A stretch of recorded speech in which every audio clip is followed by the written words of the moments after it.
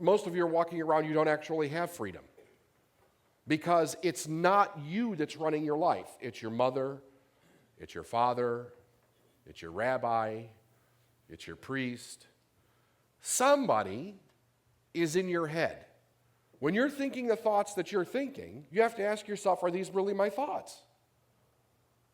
And that's the damnedest thing about your subconscious mind, is that it's designed in a way where you think you're thinking, but you're not really thinking.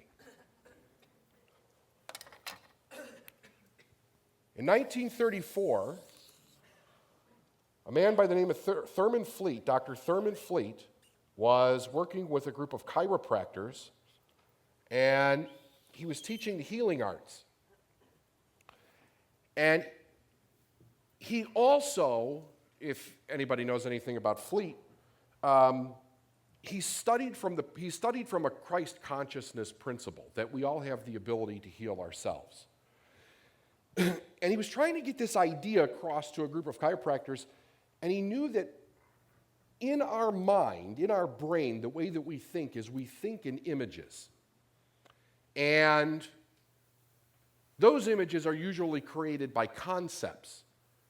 But most people have no concept of the mind.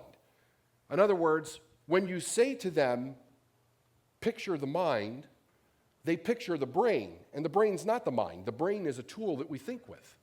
The mind is something that's universal. What it is, it's really the expanse of universal knowledge. And that exists in everything and everywhere. It's in every cell of your body. It's in this marker. It's in this pad. It's in absolutely everything. Knowledge is 100% omnipresent. So he said, what I need to do is I want to teach these people how to kind of work with this, to really get an idea of what it is that they're doing so that they can begin to make this transformation within their own thinking process. So he said, let me break the mind down into 3 parts. He said, we'll take the head and we'll make the top part the conscious mind, the bottom part the subconscious mind, and the least important part the body. And he was teaching that there's principles that operate in all 3 of these, and they're actually distinctly different in their operation. But if you don't understand that, you don't know what's really taking place within yourself, so you're prevented from fixing it. He said the conscious mind basically is the place where we think. This is where our free will lies. This is where our ability to reason or to evaluate anything comes into play, in our conscious mind. But subconscious mind operates completely different from the conscious mind, because the conscious mind has the ability to accept or reject an idea. You could hear this and you could say, I accept this idea, or I reject this idea, or I'm not sure yet. But the subconscious mind doesn't have that ability.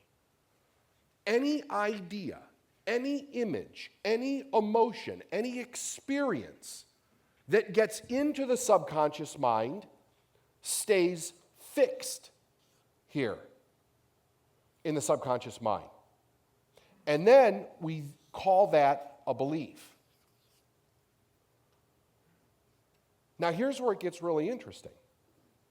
The subconscious mind doesn't have the ability to tell the difference between what is real and what is imagined. I said any image, any idea, anything that goes into the subconscious mind becomes fixed. And the subconscious mind's job is to take whatever belief is placed in there and manifest it through the most convenient form possible, which is the physical body. So this is where we get our circumstances, our environment, and our results. Here, outside of us.